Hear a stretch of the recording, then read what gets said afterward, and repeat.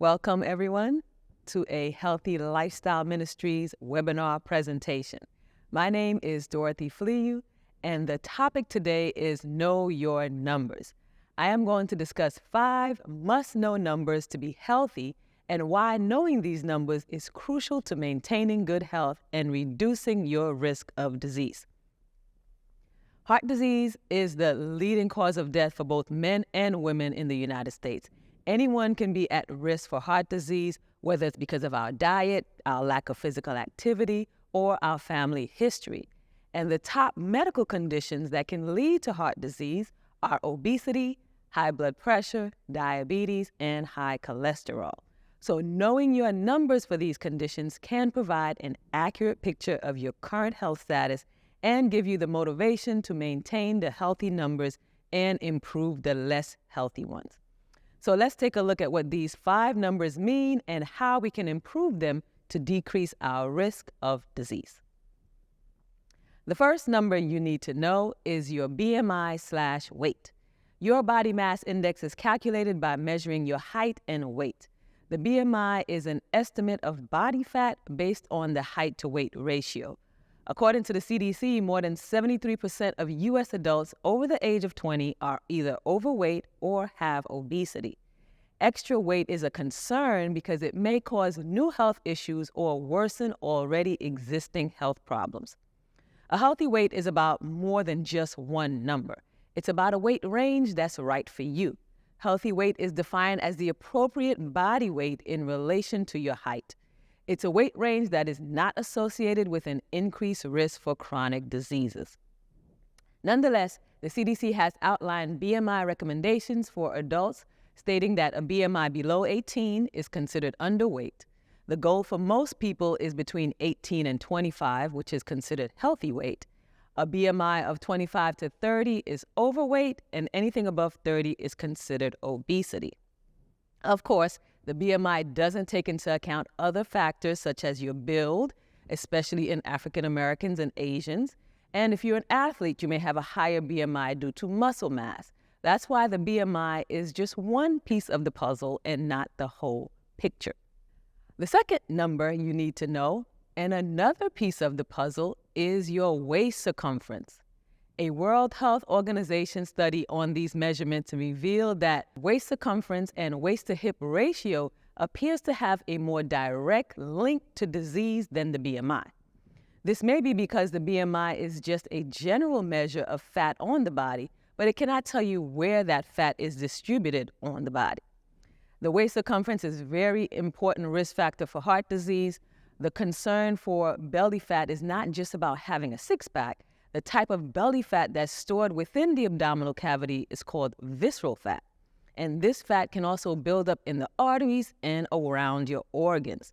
It is directly linked to insulin resistance, metabolic syndrome, high blood pressure, and high cholesterol, all of which can lead to heart disease.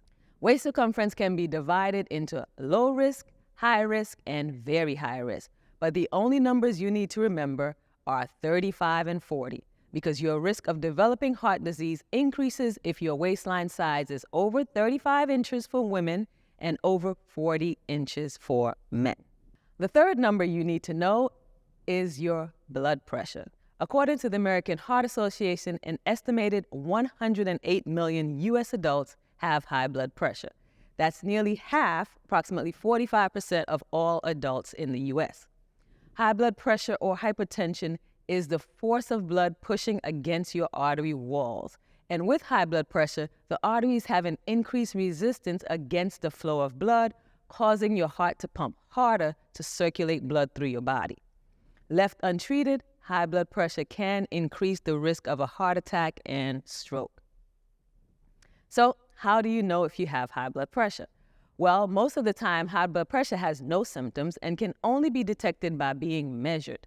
However, sometimes if the blood pressure is significantly elevated, you may notice some headaches, dizziness, or blurred vision.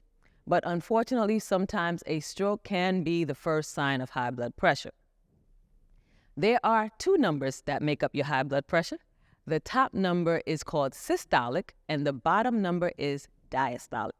Systolic blood pressure measures the force your heart exerts on the walls of your arteries every time it beats.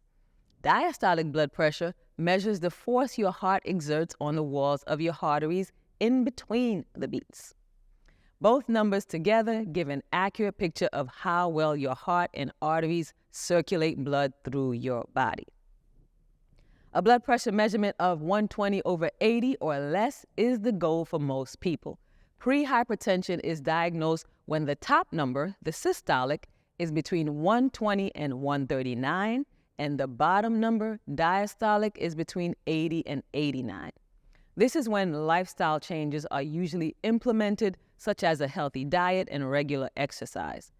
But when your blood pressure reading is consistently at 140/90 or higher, then you are diagnosed with hypertension. And any reading at or above 180/120 is considered a hypertensive crisis and requires urgent intervention. The increased stress that the higher blood pressure places on your arteries makes a heart attack or stroke more likely. So it's very important to keep these numbers under control. And in order to do that, high blood pressure management first begins with a healthy, well-balanced diet. This includes a low-carb, vegetarian, or lean protein diet with lots of fruits and veggies, whole grains, and healthy fats. And it also includes reducing the sodium in your diet. The American Heart Association recommends no more than 2,300 milligrams of salt per day, which equals to about 1 teaspoon of salt per day. Also, no more than half a teaspoon per day for those diagnosed with high blood pressure. And of course, diet goes hand in hand with exercise. So, once cleared by your provider, it is recommended to get 150 minutes of physical activity every week, which is about 30 minutes a day, 5 days a week. Furthermore, stress plays a big part in our well-being.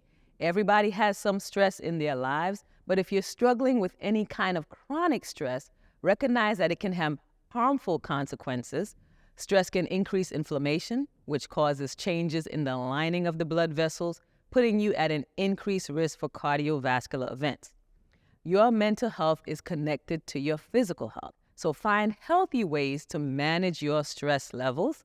Healthy ways like exercise, meditation, prayer, and talking to someone you trust, as opposed to the unhealthy ways of coping, such as excessive eating, drinking alcohol, and smoking. Smoking is a major risk factor for heart disease. Smoking reduces the available oxygen to your heart and lungs, and even light or occasional smoking can cause damage to the lining of your arteries, leading to plaque buildup. So the sooner you quit, the sooner your body can start to heal. Lastly, if you have high blood pressure, take your medications as directed by a healthcare provider, and even consider getting a blood pressure machine for at-home use to monitor and track your blood pressure. Noticing blood pressure changes earlier can help your healthcare provider make timely recommendations as necessary. The fourth number you need to know is your blood sugar levels. There are approximately 26 million Americans with diabetes. When you have diabetes, your body does not properly process glucose to use as energy. Your body either does not respond to insulin or does not produce any insulin at all. And insulin is a critical hormone that gets glucose into your cells for energy. Without this process, the glucose builds up in your blood, and the high sugar levels can cause artery damage that increases plaque buildup and lead to heart disease. The symptoms of diabetes include extreme thirst or hunger, frequent urination, fatigue, blurry vision, and weight loss. However, some people with diabetes don't always notice symptoms, particularly in the early stages. So it's important to get screened for diabetes by getting a blood test for fasting sugar levels, along with another test that does not require fasting, the hemoglobin A1C test. This test measures how much glucose has attached to the red blood cells in your blood. Now, red blood cells lives approximately 100 to 120 days, so this test gives a good indication of your blood sugar levels over the past 3 months. This is a more accurate picture of how your blood sugar levels are in general, instead of just when you are fasting. A normal or healthy blood sugar reading is less than 99 milligrams per deciliter with an A1C of less than 5.7%. Prediabetes is diagnosed when the fasting blood sugar is between 100 and 125 or with an A1C between 5.7% and 6.4%. This is the stage when lifestyle changes are implemented or reinforced to help prevent or slow down the progression of diabetes.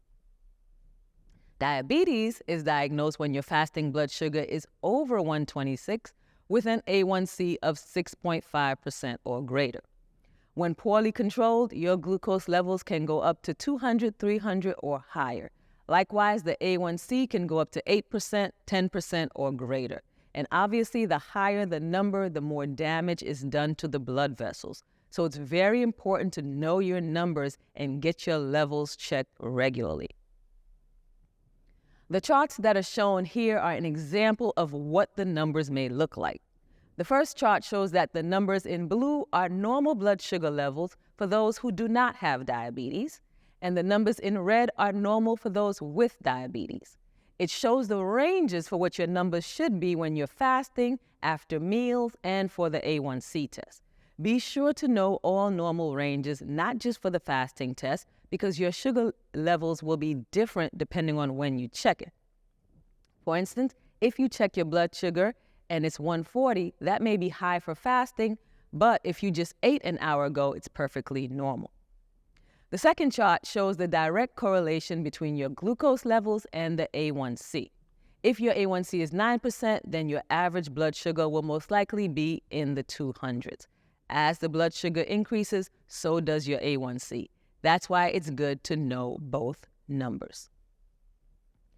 Diabetes is a chronic disease, so managing it requires time, attention, and good choices. So again, it's important to eat right by preparing healthy, well-balanced meals and exercising to maintaining a healthy weight.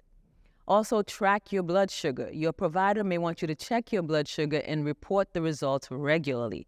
Ask for a blood sugar monitor that is easy for you to use with good lighting and large numbers if necessary. And most importantly, take your medications as prescribed by your healthcare provider. One reason people may not control their diabetes well is that they don't take their medications as directed.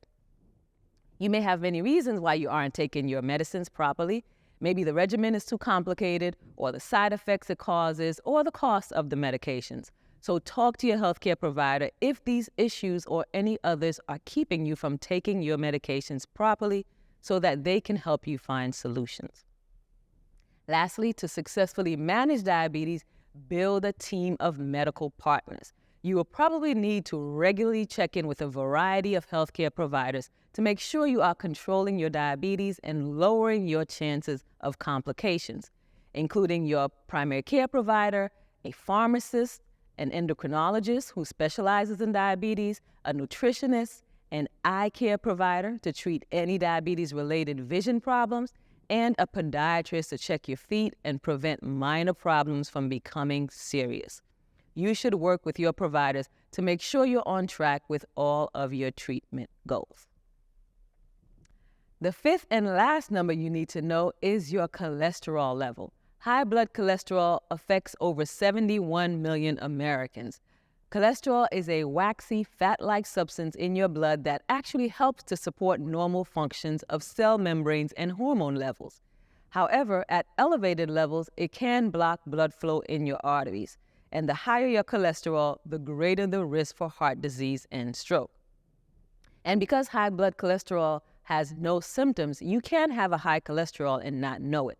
That's why it's important to get your levels checked and know your numbers. A cholesterol screening is an overall look at the fats in your blood to determine your risk for heart disease.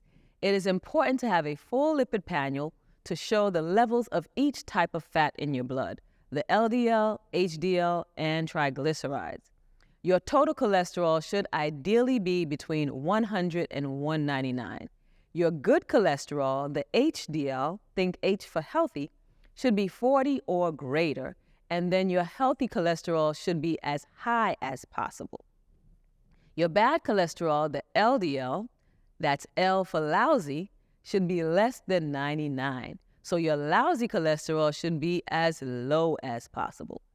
And finally, your triglycerides should be less than 149. Think of the triglycerides as the ugly cholesterol because they are big and sticky, so when they build up in an artery, they can plug it and clog it, causing plaque buildup that can raise your risk of heart disease.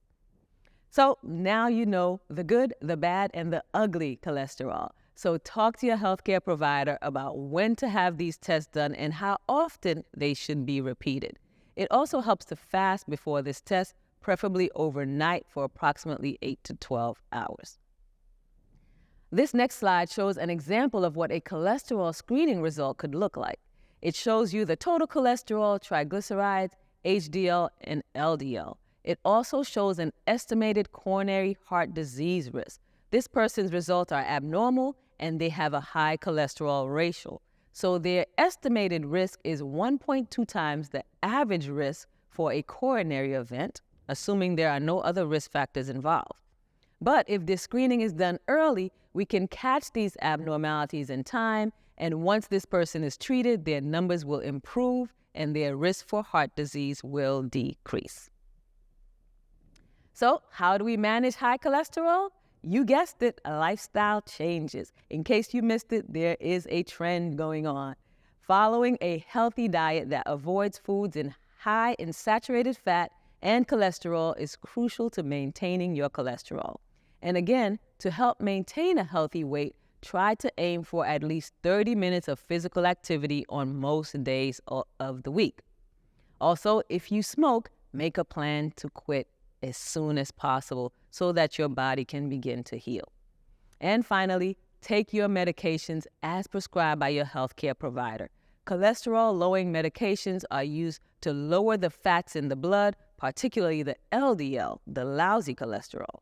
However, they are best used together with dietary changes and exercise to help lower your total cholesterol and increase your HDL, the healthy cholesterol. So I hope I was able to emphasize the importance of knowing your numbers by getting your weight, waistline, and blood pressure measured, also your sugar and cholesterol levels checked regularly. And if those numbers are high, take the necessary steps to lower them by implementing lifestyle changes such as choosing healthy foods high in fiber like whole grains and fresh fruits and vegetables, selecting lean meats or a vegan diet with healthy fats, while limiting foods that are high in saturated fats, trans fats, sugar, and salt. And of course, as part of a healthy lifestyle, don't smoke or drink alcohol and learn how to manage your stress. If you already smoke or drink, get help with quitting. There are many resources out there. If you need help with managing stress or anxiety, check out the resources listed on this webpage. Also, get physically active by doing activities such as walking, biking, gardening, swimming, etc. Every activity counts towards those 30 minutes a day, 5 days a week. And here's a bonus tip for staying healthy that a lot of people don't think of. Get enough sleep. Research shows that a lack of sleep can lead to overeating and weight gain. Unhealthy sleep patterns can spike cortisol, which promotes weight gain. And when cortisol rises, it tells your body to conserve energy in order to function during the day. This, in turn, causes your body to retain fat. So try to aim for 7 to 8 hours of sleep each night to help reduce cortisol levels and prevent potential weight gain. Lastly, take medications when necessary and follow up with your healthcare provider. A healthy diet and physical activity can help many people lower their risk. However, some people may need medication to reach their goals. Your healthcare provider can prescribe medications to increase weight loss, control blood pressure, prevent diabetes, and lower cholesterol levels. So have regular visits with your healthcare provider to determine the options that are best for you to help lower your risk for disease.